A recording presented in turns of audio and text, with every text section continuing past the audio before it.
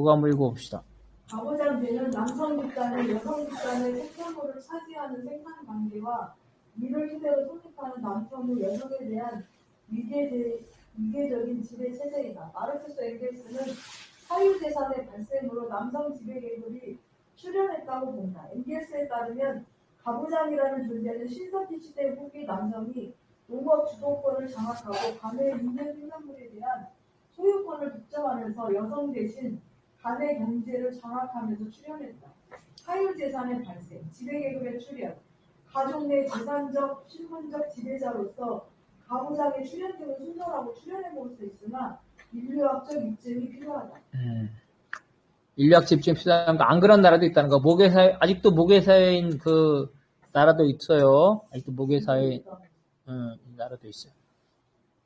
그래서 이제 왜 가부장제냐면 지난번에 얘기했죠. 그래서 이 사람들이 이제 처음에 수렵 채취를 했다 그랬죠? 수렵 채취 사회. 수렵 채취 사회에서는 모계사회라 했어요. 모계사회. 네? 어머니만 알 수 있어요. 어머니만 알 수 있다. 그래서 자기를 낳아준 어머니 중심이죠. 어머니만 알 수 있다. 이런 거였었고. 그래서 이런 모계사회에서는 아들이 추출된다 그랬어. 아들을 축출. 장가를 가는 거죠. 그런데 목축과 농업을 하면서 재산이죠. 사유재산이 발생했어. 근데 목축과 농업은 누가 하냐면 주로 남편, 아버지, 그죠? 아버지와 아들이 하죠. 그래서 아버지가 아들에게 자기 재산을 상속시키고 싶죠. 그래서 아들을 남기고 딸을 축출하죠. 그래서 부계사회가 된 거고, 바로 이 부계사회가 가부장적 사회라는 거예요. 가부장제. 그죠? 그래서 가부장이라는 건 뭐냐면 집안의 아버지가 대장이라는 거야. 그죠? 그래서 집안의 연장자, 남성이 대장이다. 그러면은 집안의 연장자니까 연하의 사람들이죠. 연하의 사람들. 그 다음에 남성이니까 여성들, 그죠? 를 지배한다. 그냥 아버지야. 우리 아버지. 옛날 아버지들이죠. 이렇게 되는 거야. 근데 이런 가부장제는 뭘 지배해? 뭘 지배하냐면은 첫 번째 가족의 재산. 가족의 재산에는 집만 있었던 게 아니죠. 노예도 있었어. 노예도 지배해. 노예는 물건처럼 다르죠. 노예를 죽일 수가 있어. 생사여탈권. 가족의 재산. 또 뭘 주냐면은 가족의 성원들을 지배를 해. 가족의 성원들, 그죠? 체벌. 아버지가 막 때리죠. 체벌. 그 다음에 이 결혼이죠. 중매죠. 결혼. 이렇게 하죠. 결혼 이런 게 있었고. 로마에는 심지어 어떤 거 있냐면 생사여탈권까지 있어. 생사여탈권. 초기에 아버지가 자기 아들이나 자기 부인을 목숨까지 뺏어갈 수 있는 그런 권리가 생사여탈권. 근데 이 생사여탈권은 국가가 생기면서 국가의 형벌로서 제한이 돼. 형벌로서 제한받는다. 근데 초기에는 진짜 아버지가 가족에 대한 생사여탈권을 가지고 있었다는 거예요. 네, 그런 거 이제 쭉 보면 되죠. 그래서 우리가 지난번에 한번 했었는데 그래도 빨리빨리 한번 봅시다. 자, 요거 한번 읽어봅시다. 급진주의 페미니즘에 따르면 가부장의 소재는 남성의 생물학적 완력과 여성의 임신과 출산 및 양육이다. 이러한 생물학적 입장에 따르면 인류가 집단 생활을 했을 때부터 가부장제가 존재했다는 논리가 성립된다. 하지만 인류는 다른 모든 등과 마찬가지로 집단 생활을 하였으므로 집단의 지배 질서로서 가부장제는 단순히 남녀의 생물학적 차이에서 발생했다고 보기 힘들다. 왜냐하면 집단 생활을 하는 다른 모든 생물의 경우도 모계 사회에서 남녀의 생물학적 특성이 존재했지만 집단의 지배 질서로서 가부장제는 존재하지 않기 때문입니다. 한때 말하면 급진 페미니즘은 가부장이 생긴 게 남성의 생물학적 힘이라는 거야. 그 생물학적 분업 때문에 가부장이 생겼다는 거예요. 생물학적인 결정론이죠? 이렇게 본다. 근데 막스주의는 그게 아니라는 거야. 아니, 그러면 원숭이나 이런 고등생명체에 보면은 남자가 힘이 훨씬 세지만 그 집단의 리더가 어머니인 경우가 많다는 거야. 그래서 단순히 힘으로만 결정되지 않았다. 그래서 가부장이 생긴 건 남성의 힘과 여성의 임신 출산이라는 생물학적인 그런 분업이 아니라 가부장이 생긴 건 뭐 때문에 생겼다고? 사유재산. 그죠? 아버지가 아들에게 재산을 남겨주고 싶다. 재산을 남겨준다. 그죠? 호주제도죠, 호주? 아버지와 아들로 넘어가는 아버지와 아들. 아버지와 장남이죠? 이런 관계. 아버지와 장남의 관계는 재산 관계라는 거예요.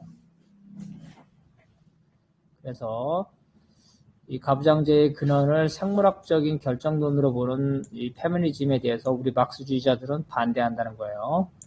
사유재산의 발생으로 본다는 겁니다.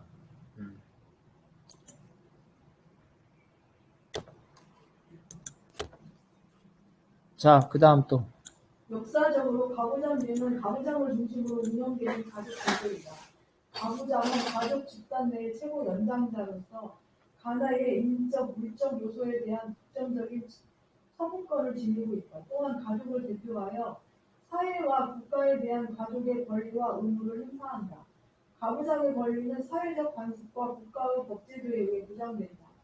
가부장들이 모여 부족과 국가를 성립시켰기 때문에 왕, 부족장, 가부장 체계가 출현했다. 가부장의 지위는 시대와 나라마다 달랐다. 네. 그래서 가부장이 이렇게 되는 거죠. 가부장. 할아버지부터 할아버지, 아버지, 삼촌, 조카, 아들, 손주 이렇게 되죠? 뭐 한 3, 40명이 되겠지. 3, 40명의 대장이 가부장이죠? 이게 1가야, 1가. 1가 혹은 1호. 그래서 이런 게 모이면은 10호, 100호,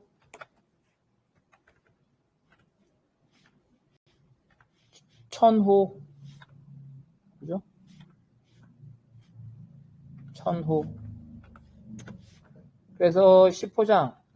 10호장은 10명의 가부장, 즉 10개의 가족들이 모인 거죠. 거기에 장 10호장.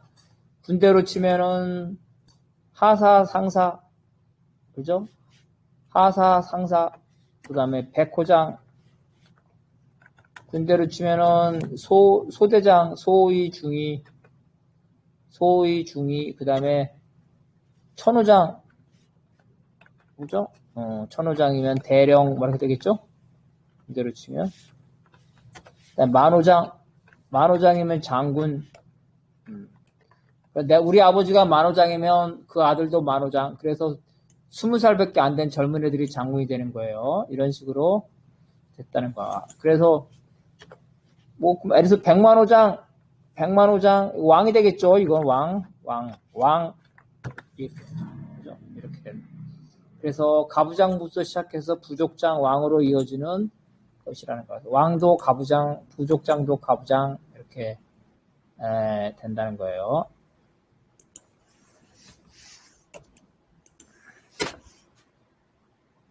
자, 요거 한번 읽어봅시다. 로마 시민법에 의하면 가부장은 가족 집단 내에서 법이 인정하는 유일한 인격체이다. 가부장은 가내의 재산 일체에 대한 소유권뿐 아니라 노예는 물론 아내와 자식에 대한 생사 생살 여탈권까지 장악한 존재였으며 국가는 이러한 일체 권한을 가부장에게 인임했다. 로마가 해외로 식민지를 개척하는 시기에 이르러 자식은 상업 등을 통하여 가부장의 재산과 별도로 개인 재산을 소유할 수 있게 됐다. 로마 제정시대의 법규에서는 가부장의 가족에 대한 생살 여탈권이 박탈되고 가족원에 대한 살해는 처벌되기 이른다. 베르만법에서의 가부장권은 가족 성원에 대해 부모의 의무로 구성되어 있었으나 가부장에게 가족에 대한 살상과 처분권이 인정됐다. 우리도 있었죠. 옛날에 집안일이야 그러잖아. 그죠? 일일이 전화해. 아, 저 윗집에요. 그런 게 없어진 지 얼마 안 됐네. 옆집에요. 윗집에요. 싸우고 있어요. 때리는 것 같아요. 그러죠? 가정폭력. 요즘은 가정폭력이라는 말을. 네, 옛날에는 가정폭력 하면 경찰이 그러죠. 집안일이야. 그죠? 집안일이야. 이게 바로 가부장이야. 아버지가 알아서 할 거야. 그 집은. 아버지한테 맡겨. 있잖아요. 생살 여탈권까지 있었다는 거야. 그런데 이제, 왕이 그러는 거지. 왕이. 기분이 나쁜 거야. 아니, 지가 가부장이라지만은,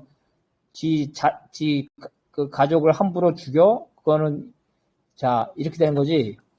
네 가족이지만, 어때? 내 백성이지? 야, 이놈아. 네 가족이지만, 내 백성이기도 하잖아? 근데 네가 함부로 죽여? 뭐, 매를 때리는 건 상관없지만, 죽이는 건 안 돼. 이렇게 되는 거죠? 그래서, 국가가 개입하기 시작한다는 거예요. 이게 가부장이다. 중국도 똑같아. 중국도 똑같이 가부장한테 그죠? 가족을 사형시킬 수도 있었어. 근데 결국은 왕이 개입을 한다는 겁니다. 그래서 역사에 보편성이 있는 거예요. 중국의 역사행위. 그래서 와이프나 자식을 때리는 게 범죄가 아니었다는 거야. 그죠? 이런, 과거에 많이 그랬잖아요. 우리나라도 얼마, 한 몇십 년 전까지라도 부인 때려도 경찰에도 풀어주지 않았어? 다 그랬다는 거죠. 그런데 점점, 이제, 국법에 의해서, 부러워한다는 거야. 왜냐면, 너의 가족이지만 나의 백성이기도 하기 때문에 이렇게 되는 거죠. 그래서 이제 이러한 가부장제의 가부장의 권한이 약화되기 시작했다는 거예요.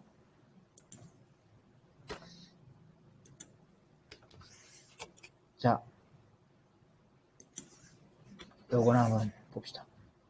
이러한 상황에서 한부제 일의 육아의 이론이 지배 이데올로기로 성장하고 법률 역시 유교적 규범을 대폭 수용하면서 가정 내에서 가부장의 처에 대한 부권, 자식에 대한 부권, 우리에 대한 주의권, 재산에 대한 소유권, 자손에 대한 교역권이 다시 일정 정도 부담됐다. 그러나 가부장의 부권을 기본적으로 처와 자식의 도덕적 자각에 의한 아래로부터의 독점에 의해 집행되었고 자식과 노비에 대한 처벌도 국법이 허용하는 범위 내에서만 가능했다. 또한 재산은 가족의 공유물로서 그 이익을 가족 전체가 향유했다.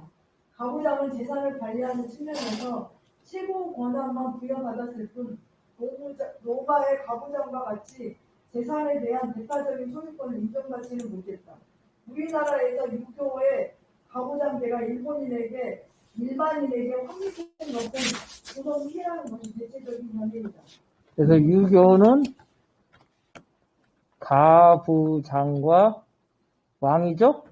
왕의 타협이라는 거야. 아까 계속 얘기했죠?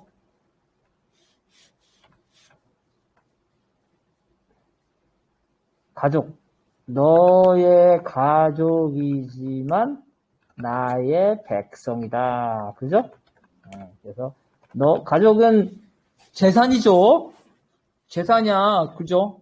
아들, 딸 재산이야. 농사 짓고 하잖아. 그죠? 너의 재산이지만 왕의 재산이다. 함부로 죽이면 안 되겠죠? 타협을 한 거야. 타협. 어떻게 타협? 어느 정도까지 어느 정도까지만 가부장의 권한을 인정해 주는 거. 매로 때리는 거 정도 인정해 주는 거죠? 권한을 인정해 줍니다.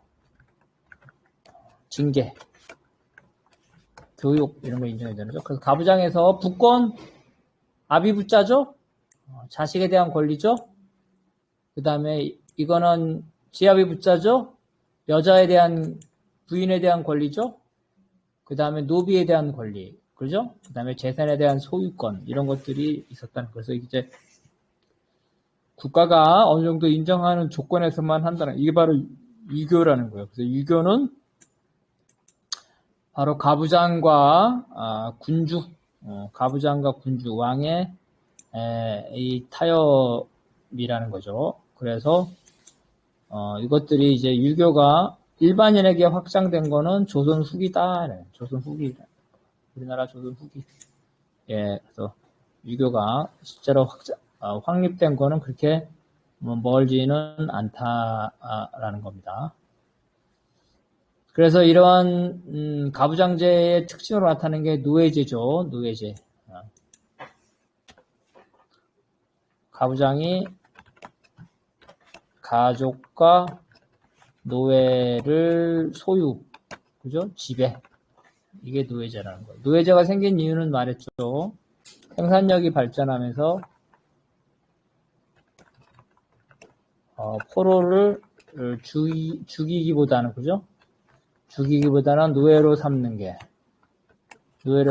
것이 이익이다. 그래서 신석기 시대부터 이런 일이 쭉 발생해왔다는 거고, 그래서 노예 전쟁이 이제 생기죠? 노예를 확장하기 위한 노예 전쟁이 생기게 되고, 그래서 이 노예는 하나의 도구예요, 도구. 자, 요거 한번 읽어봅시다. 노예가 되는 원인은 아메리카 내부의 노예제와 별반 다르지 않다. 전쟁, 형벌, 세무, 인신매매, 신분 상속 등이 포함됐다. 노예는 인간이 아닌 물건, 즉 재산으로 취급됐다. 따라서 사람이 누릴 수 있는 권리를 박탈당했다. 그리스의 경우 이름과 성을 가질 수 없었다. 가족이나 재산을 가질 수 없었다. 보조하면 새로 낙인을 찍는 벌을 받았다. 노동에 대한 보상은 따로 지급되지 않았다.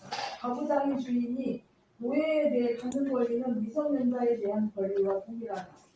처음에는 사형권까지 있었으나 점차 국법에 의해 제한됐다. 노예의 방은 주인이 방면하거나 호구대장에 등록하여 시민권을 주거나 보상을 받고 해방시켜주는 것이다. 로마에서는 노예의 재산 소유가 가능했다. 노예는 해방된 후에도 시민권 행사에 일정한 제한이 있었다. 그 노예가 생긴 이유는 일종의 전쟁 포로라는 거였죠. 근데 전쟁이 항상 일어나는 건 아니죠. 노예가 필요했죠. 그래서 형벌, 그죠? 도둑질을 하면은 노예로 만들어버린 거야. 그래서 3년 동안 노예를 하라. 아니면 죄가 심하면 평생 노예를 하라. 빚을 못 갚으면 노예, 인신매매. 그걸 부모가 노예면 자식도 노예죠. 이런 채무노예 같은 경우는 그 유럽이나 미국에서 이 노예 해방 전에 생겼어요. 그래서 사람이 아니라 물건이다. 그죠? 물건이다. 물건 취급을 받았다는 겁니다. 점차 이제 나라 법에 의해서 노예에 대한 인권들이 조금씩 보장이 됐다는 거죠. 근데 노예도 노예 나름이야. 노예라고 해서 다 쇠사슬에 묶여서 매 맞는 노예는 노예도 종류가 있겠죠. 자, 어떤 노예가 있냐면은 먼저 우리가 제일 심하게 보이는 광산 노예, 그죠? 광산에서, 그죠? 쇠사슬에 묶여가지고 작업하는 광산 노예가 있겠죠. 그 다음에 농업 노예가 있겠죠. 그 다음에 가사 노예, 하인. 이 중에서 어떤 사람이 괜찮겠어? 살기 좋은 게.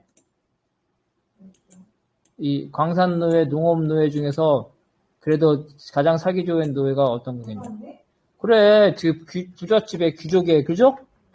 귀족의 가사노예는 평민보다 더 나와. 그래서 뭐라 그랬어? 양반집 개가 되는 게 낫다 그랬죠? 양반집 개가 되는 것이 낫다. 이게 이제 가사노예야.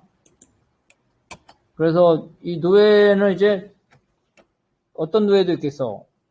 저것도 있겠죠? 우리 애완동물처럼, 그죠? 애완동물처럼 놀이개 노예도 있겠죠? 놀이개 노예도 있고. 그리고, 내가 귀족이야. 재산이 많어. 재산도 많고, 농장도 많고, 그죠? 그래서 계산을 해야 돼, 회계.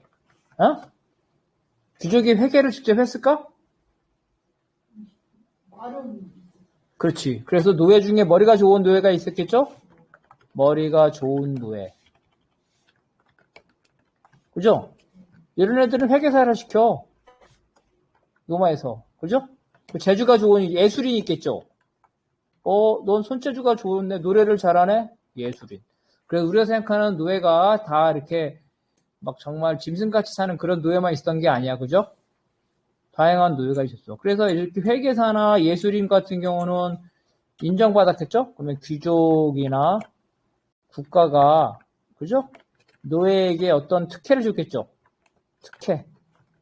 그래서 노예 중에는 재산 소유가 가능한 노예도 있고, 또 국가가 허용하면, 이 가족을 거느릴 수 있는 노예도 있어. 노예의 종류가 상당히 많다는 거예요. 일반적으로만 생각하면 안 돼.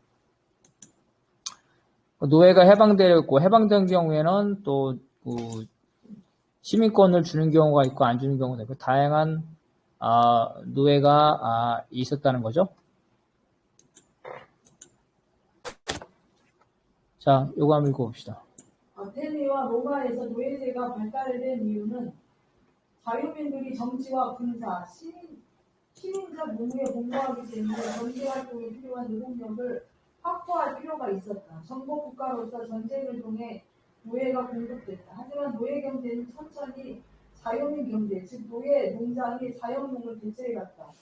자연농이 몰락하면서 시민계급도 몰락했고 그 결과 로마는 분투제로 전환됐다. 무슨 말이냐면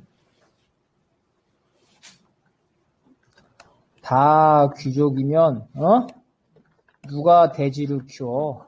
그죠? 누가 돼지를 키워? 그래서 뭐가 필요해? 노예가 필요한 거죠? 노예가 필요하다. 더군다나 로마나 아테네에서는 뭐였냐면은 이 평민이죠? 이 평민들이 뭐랬냐면 정치에도 참여해. 그죠? 정치에 참여하고 전쟁도 참여하고 그죠? 그래서 농사나 공업, 수공업, 농사나 수공업을 할 사람이 필요한 거죠? 노예가 필요한 거야. 노예. 그래서 노예가 필요한 거예요. 그래서 전쟁을 통해서 노예가 공급됐다는 거예요. 그런데 노예를 가지고 있는 사람과 노예 없이 스스로 농업을 하는 사람. 노예가 없이 스스로 농업하는 사람은 이 사람은 농업도 하면서 전쟁도 참여해야 되고, 그죠? 국가 논의에도 참여해야 돼요. 생산성이 떨어지겠어요? 안 떨어지겠어요? 그래서 노예를 가지고 있는 사람은 점차 그 생산성이 떨어지겠죠? 그래서 생산성이 떨어져서 점점 몰락한다는 거예요. 노예가 차지한다는 거예요. 이런 사람의 땅을 그래서 자유민의 땅을 노예 소유주, 그죠? 노예 소유주들이 사서 경영을 한다는 거야. 그래서 자영농이, 자유민이 몰락하는 거예요. 시민계급이 몰락하는 거예요. 시민계급이 몰락하면 뭐만 나와? 왕과 귀족만 남죠? 시민계급, 자영론이 몰락해서 왕과 귀족만 남는다.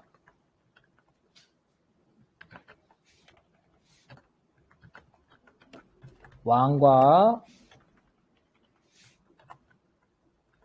대토지 소유자만 남는다는 거. 이게 바로 군주제가 되는 거. 그래서 원래 그리스나 로마에서 공화국이었는데 공화국에는 자유민이 많았겠죠. 자유민이 줄어들면서 이게 왕국이 되는 거예요. 군주제. 왕과 귀족만 남는다는 거예요.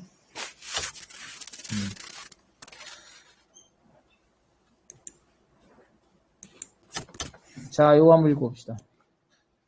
레닌에 따르면 노예시대의 국가는 노예 소유자의 국가였다. 그것이 군주제였던가 귀족인 공화제였던가 아니면 민주적인 공화제였던가 하는 것은 상관이 없다. 노예제 생산 양식인지 여부는 노예의 존재나 숫자가 아니라 사회 생산과 부가 노예에 의존했냐의 문제이다. 엥겔스에 따르면 아테네는 시조국 폐해 위에 건설된 가장 고전적 형태의 국가이다. 그리스는 문화적 공동체였을 뿐 정치, 경제적 공동체는 아니다. 아테네와 달리 스파르타는 아시아적인 농노제에 기반했다. 아테네의 정치, 경제적 번영을 설명할 때 빠질 수 없는 것 중 하나가 노예제도이다. 그래서 인구가 3, 40만 명이었는데 그 중에 10%가 시민이었고 유권자라는 거야. 나머지는 여자나 노예 정도로 노예가 전체 인구의 약 3분의 1 정도가 노예였다는 거. 노예가 이 경제 생활을 해줬기 때문에 아테네 시민들이 정치에 참여할 수 있다. 이게 왜냐면 정치 참여가 되게 시간이 많이 걸려요. 민회는 1년에 40차례, 9일에 한 번꼴로 빈번하게 열렸다는 거죠. 전쟁에도 참여해야 되죠. 재판에도 참여해야 되고, 또 행정, 1년에 10분을 정도는 행정에도 참여해야 돼. 뿐만 아니라 집회, 법정, 여러 가지 시민으로서 해야 될 일이 많아요. 그래서 노예 소유주가 아닌 사람들은 이거를 다 견뎌낼 수가 없어. 그래서 노예들이 많았다는 거예요. 노예들이 많고, 노예가 없는 자유인들은 점차 몰락하기 시작했다는 겁니다.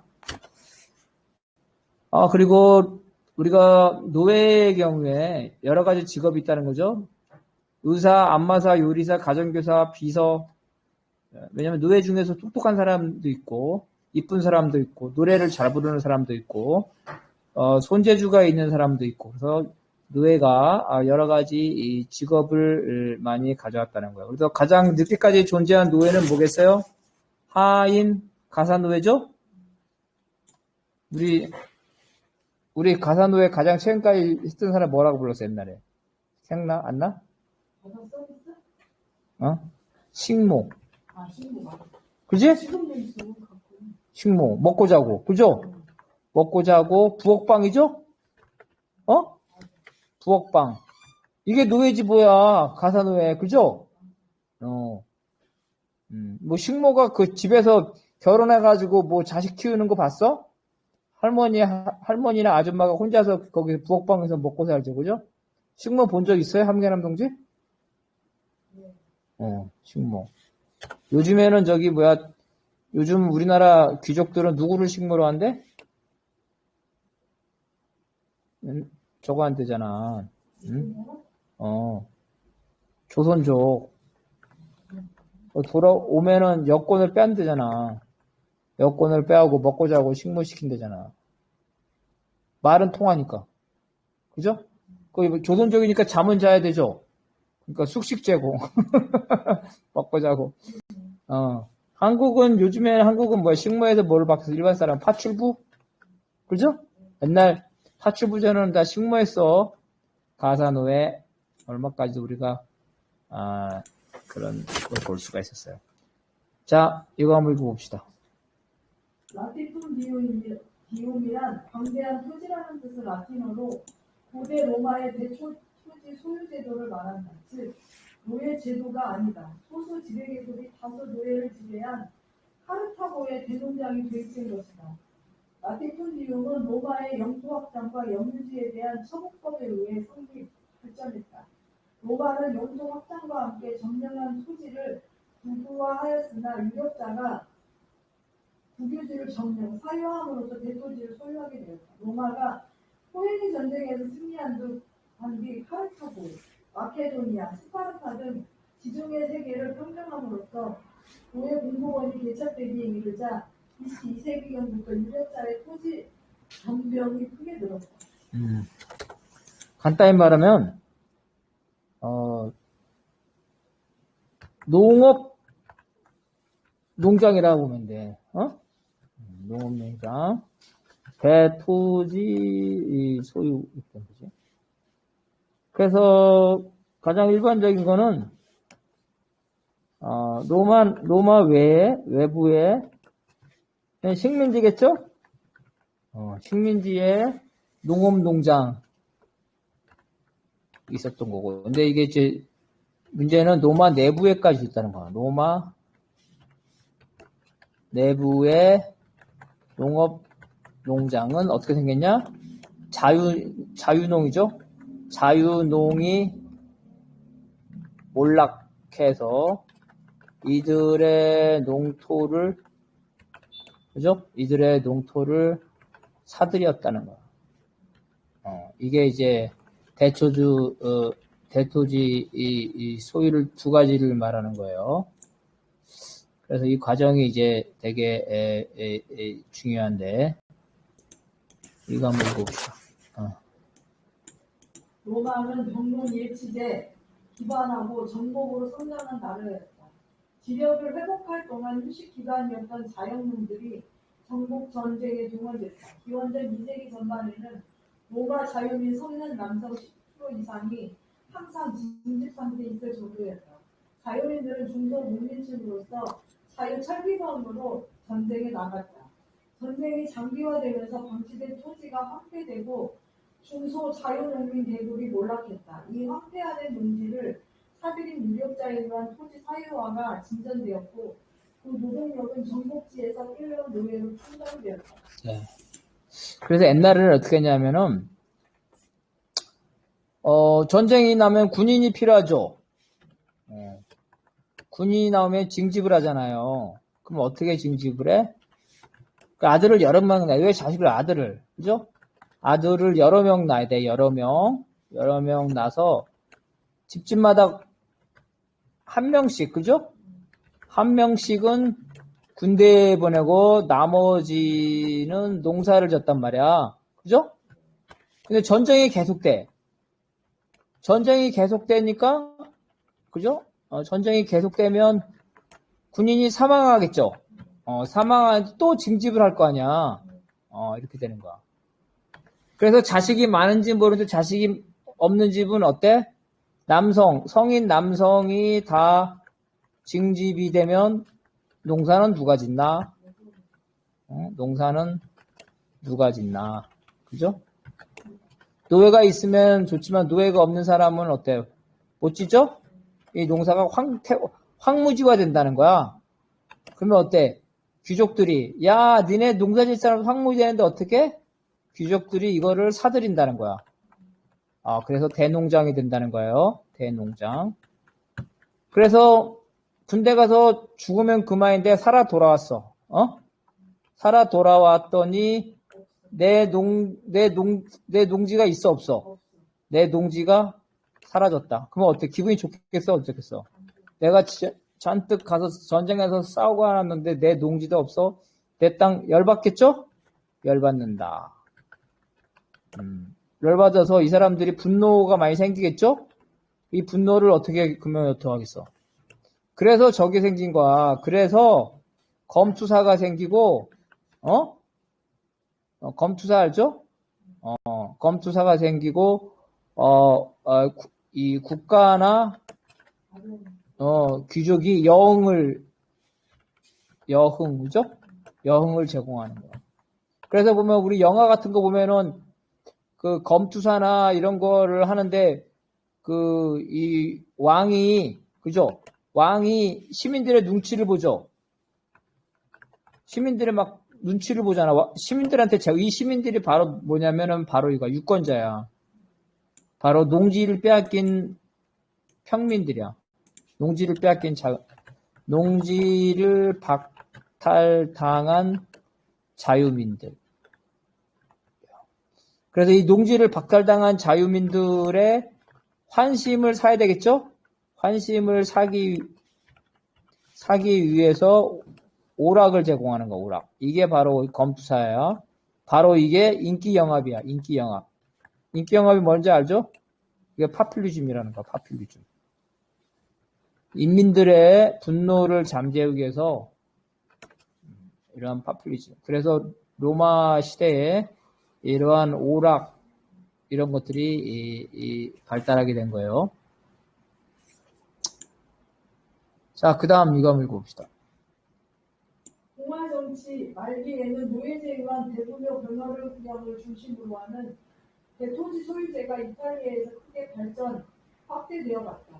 자연국민 몰락대 병력 인치대가 이에 처하다 그라쿠스 형제의 토지개혁 운동이 발발했으나 큰 성과를 이루지 못했다. 부유층들에게 세금을 올리고 재산 소유를 제한하여 서민들에게 나눠주자는 아이디어를 차관했던 그라쿠스 형제는 반역자를 노려 채용됐다. 이후 전쟁이 끝나 노예 공급원이 줄어들어 노예제에 의한 경영이 실효를 얻지 못하자 아피tun긴 경영은 노예제보다는 자유소작제 형태로 점차 바뀌었다. 코엔이 전쟁 이후 발달한 대농장, 전쟁 노예를 통해 포도, 올리브 등을 재배하였다. 귀족들은 노예를 사령으로 무장시켰다. 네.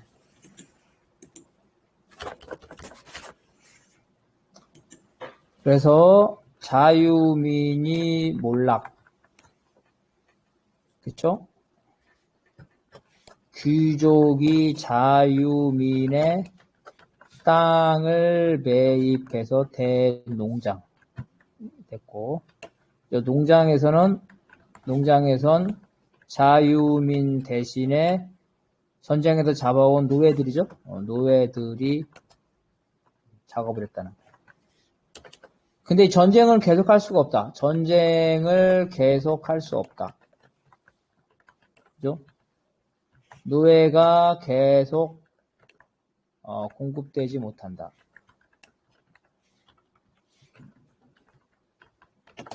이런 거죠. 그러니까 어떻게? 자유민에게 땅을 주고 그렇지. 소작을 받는 거죠. 이렇게 되는 거야. 이게 이렇게 되는 거야. 이게 바로 이제 봉건제에 비슷하게 되는 거죠. 이런 형태로. 그래서 봉건제가 두 가지 형태. 봉건제의 기원이 두 가지야. 첫 번째는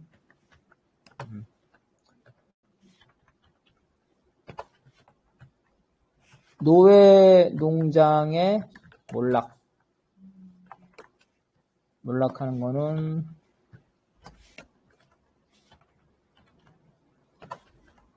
노예가 없어서, 그죠?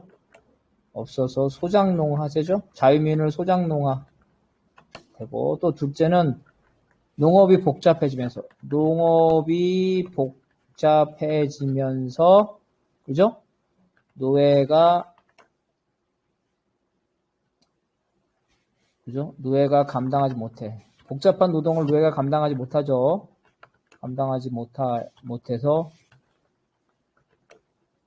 자유농화. 소작농이라고 합시다. 소작농화 한다는 거.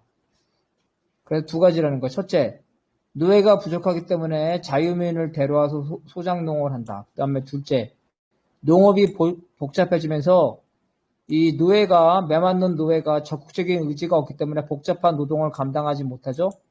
그래서 노예에게 야야 그러면 네가 알아서 이거 있잖아. 네가 알아서 농작물 해가지고 나한테 쌀 1년에 10가마만 갖다 바쳐. 이렇게 한다는 거예요. 이 두 가지 방식으로 로마에서 일어나는 거고, 그 다음에 게르만의 유목민이 정착 생활을 한다. 그죠? 게르만 유목민이 정착 생활을 하는데, 이 게르만에 유목할 때는, 부족장 있었고, 그 다음에 가부장이 있었고, 그 다음에 전쟁포록 있어서 유목민인데 이게 정착하면서 농경 생활을 하면서, 그죠? 땅을 나눠줘. 땅을 배분해서 소작농화합니다. 소작농. 이게 이제 봉건조의 기원이라고 볼 수 있겠습니다. 일단 여기까지 하고